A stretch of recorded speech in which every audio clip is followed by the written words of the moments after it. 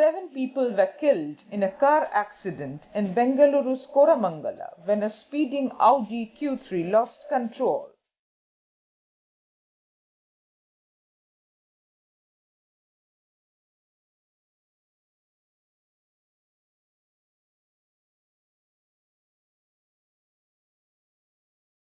The CCTV visuals show that the car rams into a roadside building.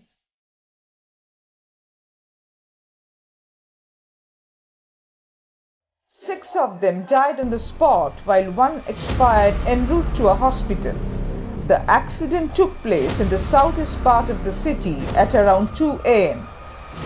Visuals from the spot show that the car's front was completely mangled in the car crash. Among the dead is Karuna Sagar, son of a politician from Hosur, Y. Prakash. TOI Online Report.